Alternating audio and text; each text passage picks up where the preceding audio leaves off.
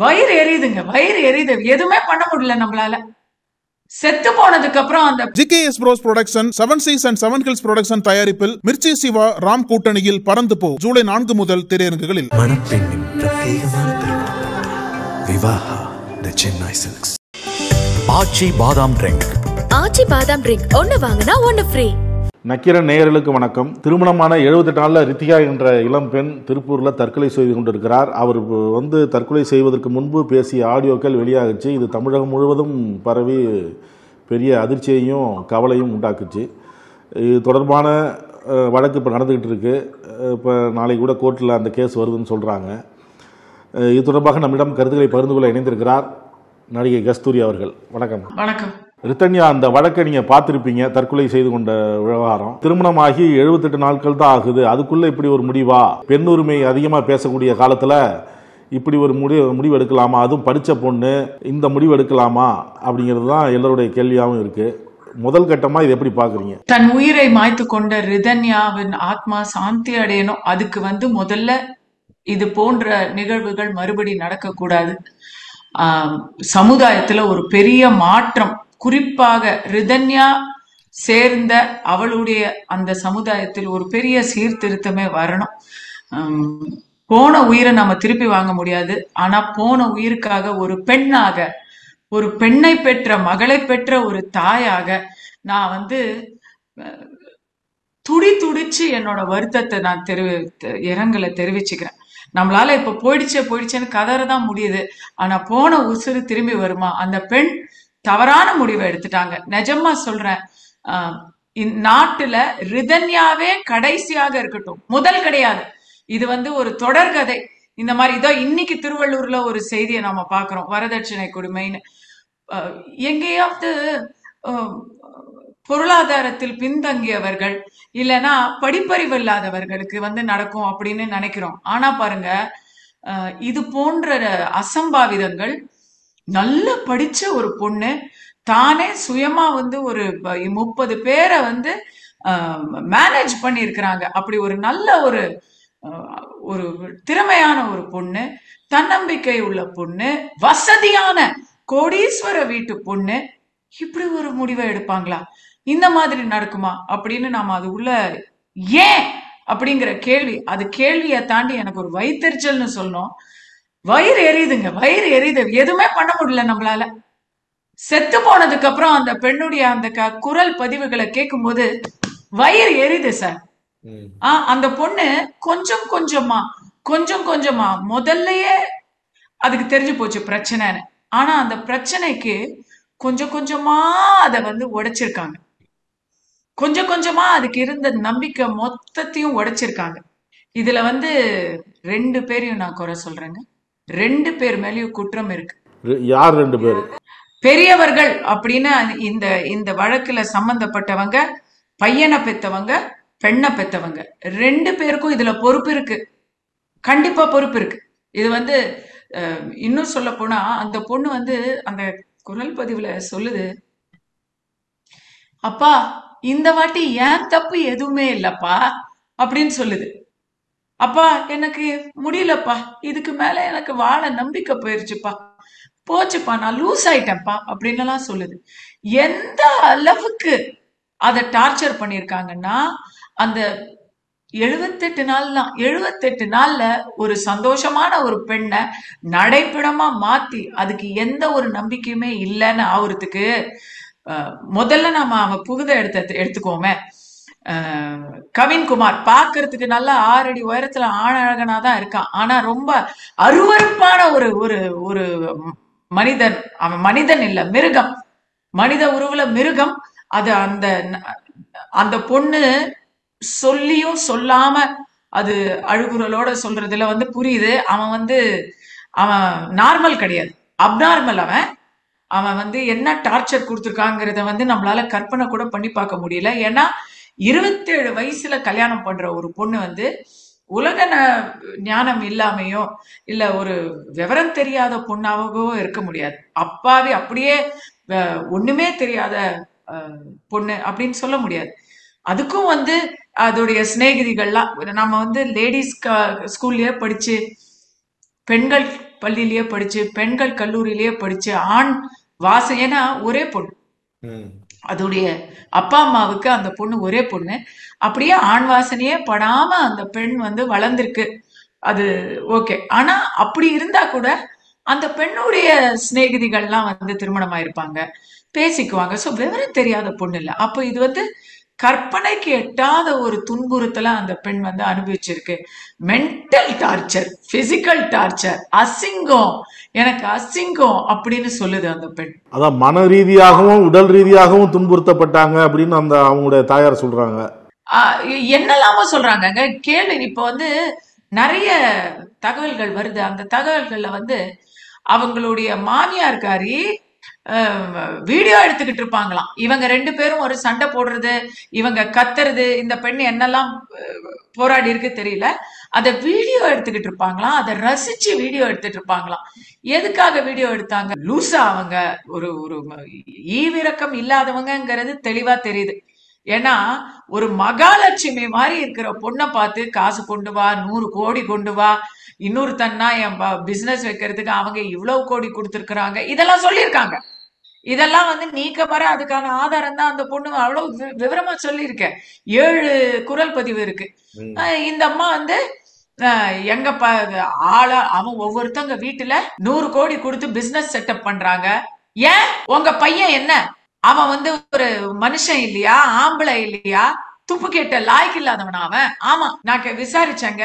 இப்ப உங்களோட பேசுறதுக்கு முன்னாடி நம்மளும் விசாரிக்கிறோம். எனக்கும் திருப்பூர்ல நண்பர்கள் இருக்கிறாங்க, வெட்டி ஆபீசரா இருந்திருக்கிறான். அந்த ஏரியால இது ஒரு பிசினஸ் மாடலுங்க, இது ஒரு பிசினஸ் மாடல். பழைய பணக்காரங்களா இருப்பாங்க.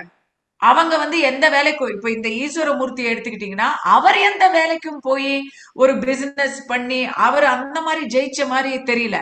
அவங்க தாத்தா, அதாவது ஈஸ்வரமூர்த்தியுடைய தந்தையார் இன்னைக்கும் காங்கிரஸ் கட்சியில பிரமுகரா இருக்கிறாரு. அவருக்கு வந்து நில புலன் நிறைய ஏற்கனவே சொத்து இருக்கிறதுனால ஈஸ்வரமூர்த்தி என்ற மகனும் சொத்தை வச்சுக்கிட்டு வாடகை வருது, நிலத்திலிருந்து வருமானம் வருது, இப்படிதானே தவிர அவரா சுய உழைப்புல எதுவும் சம்பாதிச்ச மாதிரி எனக்கு தெரியல. அவரே வந்து ஒரு விஓவா தான் இருக்கிறாரு. அதுக்கு விஓவுக்கு பிறந்த விஓ இந்த, எனக்கு நாகரிகம் கருதி வாயில வரத சொல்ல முடியலங்க. ஆனா என் மனசுல தோன்ற சொற்கள் என்ன அப்படிங்கறது இத பாத்துட்டு இருக்கிற எல்லாருக்கும் புரியும். அவன் வந்து ஒரு வேலைக்கு சொன்ன, இத நான் 4 பேர்கிட்ட கேட்டேன் அந்த ஏரியாவுல, அவினாசி ஏரியால. அது இந்த பொண்ணை பத்தி தான் எல்லாரும் விவரம் சொல்றாங்களே தவிர அந்த பையன் என்ன பண்றான்னு யாருக்குமே தெரியல. ஆனா ஒண்ணு தெரியுது, அவன் எந்த ஒரு வேலைக்கு போகாம வீட்டுல வந்து தாசில் பண்ணிக்கிட்டு இருந்திருக்கான். அந்த ஏரியால இது ஒரு பிசினஸ் மாடலாங்க. அவங்களே சொல்றாங்க, அவங்க சமுதாயத்தை சேர்ந்தவங்களே சொல்றாங்க, இவங்கெல்லாம் வந்து பெரிய பெருங்காய டப்பாவா இருப்பாங்க, பெரிய நிலச்சுவாந்தாரா சொத்துக்காரங்களா இருப்பாங்க, பெரிய குடும்பம்னு சொல்லிட்டு ஊர்ல பெரிய பேர் இருக்கும். ஆனா உள்ள போய் பார்த்தாதான் தெரியும் அந்த நிலத்து மேல கடன் இருக்கா, வீட்டு மேல கடன் இருக்கா, இதெல்லாம் நமக்கு வெளியே தெரியாது. இவங்க வந்து பையனை பெத்துற வேண்டியது, பையனை பெத்துட்டு அதுதான் அவங்களுடைய பிசினஸ் மாடல். அவங்களுடைய முதலீடே அந்த மகன் தான்.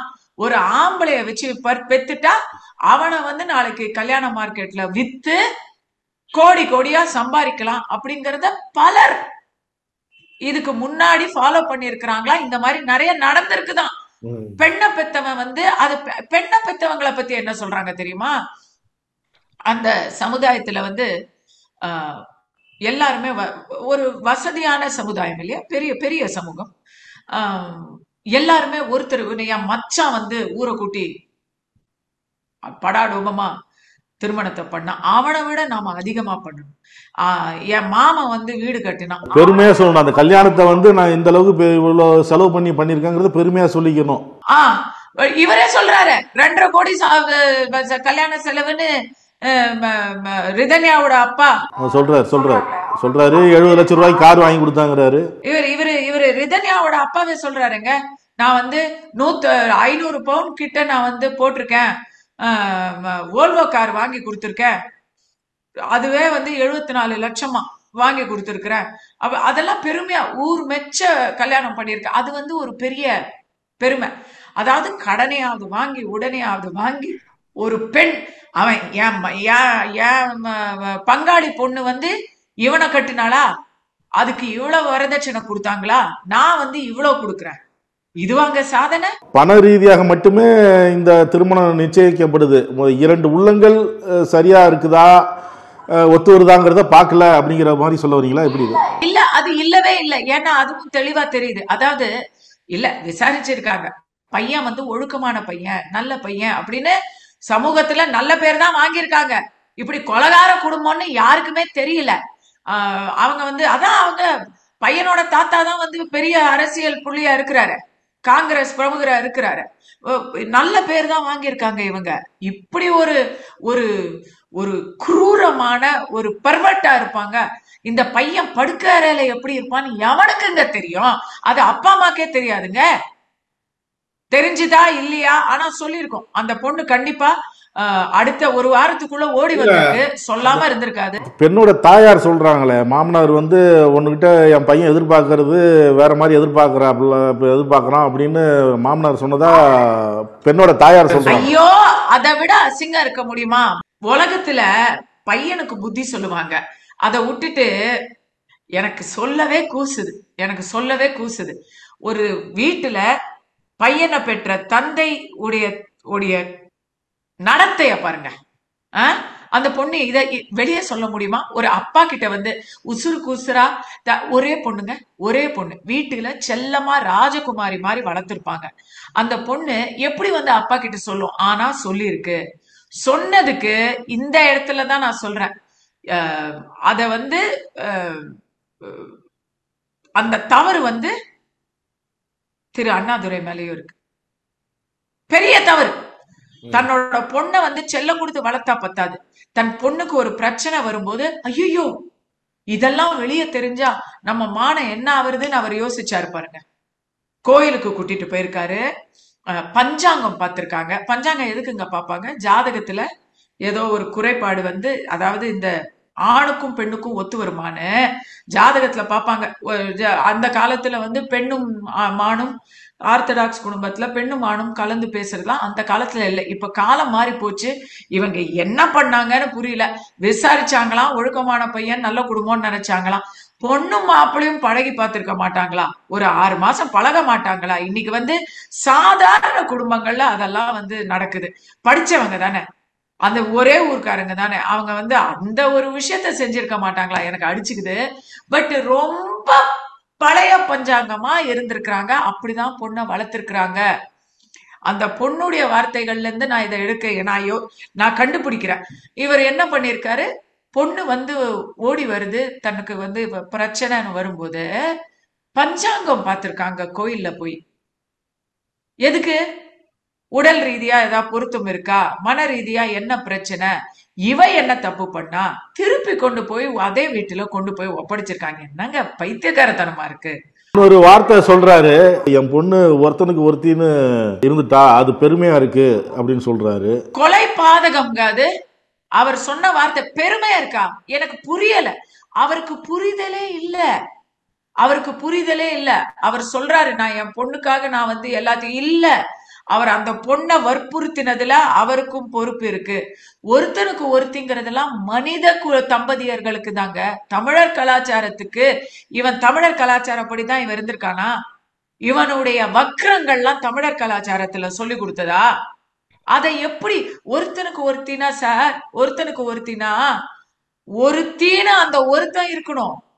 பொம்பளை மட்டும் வந்து ஒருத்தரையே நினைச்சுக்கிட்டு இருக்கிறதும், கண்ணகியா இருக்கிறதும், கணவன் வந்து கோவலனா அலையறதையும் தான் நாம நாட்டுல பாத்துக்கிட்டு இருக்கோமே. இதுல என்ன இவர் பெருமைப்பட்டாரு? உசுர குடிச்சு போச்சு இந்த மாதிரி 10ஆம் பசிலித்தனமா பேசுறது. இல்ல, மாற்று வாழ்க்கை அமைக்கிறதும் அமைக்காததும் ஒவ்வொருத்தருடைய விருப்பம். அதெல்லாம் கூட நான் சொல்லலைங்க. எல்லா பொண்ணுங்களும் இந்த மாதிரி இருக்கணுங்கிறது நான் சொல்ல வரலங்கிறாரு, அதையும் சொல்றாரு. இல்ல, அந்த பொண்ணு நம்ம விக்ரமன் படம் மாதிரி ஒரு தரம்தான் மனசு, ஒரு தரம்தான் ஒரு வாழ்க்கைன்னு இருந்தா ஒருத்தனுக்கு ஒருத்தி தான் இருக்க முடியும். இனி நான் இன்னொரு வாழ்க்கைய அமைச்சிக்க மாட்டேன்னு நம்ம கேட்கிற கேள்வி எல்லாத்தையும் அந்த பொண்ணே கேட்டு அதுக்கான பதிலையும் அந்த பொண்ணு சொல்லுது. அந்த ரிதன்யா அந்த இதுல என்ன சொல்லியிருக்காங்கன்னா, அப்பா எல்லாரும் கேட்கலாம்ப்பா, நான் ஏன் இப்படி ஒரு மோசமான முடிவுக்கு போறேன், நான் வந்து வேற திருப்பி வந்து நான் வாழலாமே அப்படின்னு கேட்கலாம்ப்பா, இது தவறான முடிவுன்னு நினைக்கலாம்ப்பா, ஆனா எனக்கு நம்பிக்கை போயிருச்சுப்பா, ஏன் தப்பு இல்லப்பா, இந்த வாட்டி ஏன் தப்பு எதுவுமே இல்லப்பா அப்படின்னு குரலோடயே சொல்லுது. அப்போ இவரை ஒவ்வொரு தரமும் அது வந்து ஓடி வரும் பொழுது, ஒவ்வொரு தரமும் அது உதவி கேட்கும் போது அதோட தப்பு அப்படின்னு அத அவங்க தரப்புல மட்டும் இல்லாம அப்பா தரப்புலயும் அம்மா தரப்புலயும் நம்ப வச்சிருக்காங்க. அது சொல்லுது, இது இன்னும் எவ்வளவோ இருக்கு பாக்குறதுக்கு, குடும்ப வாழ்க்கைனா இன்னும் எவ்வளவோ நீ வந்து பாக்குறதுக்கு இருக்கு, இப்பவே இப்படி சொன்னா எப்படிமான்னு பஞ்சாயத்து பண்ணாங்களாங்க. அந்த வார்த்தையை அந்த பொண்ணுடைய குரல் பதிவுல நம்ம கேக்குறோம், பஞ்சாயத்து பண்ணாங்களாம். பஞ்சாயத்து பண்ற விஷயமா இது? 78 நாட்கள்ல என்ன நீங்க வந்து ஒரு பெரிய முடிவுக்கு வந்துட முடியும்?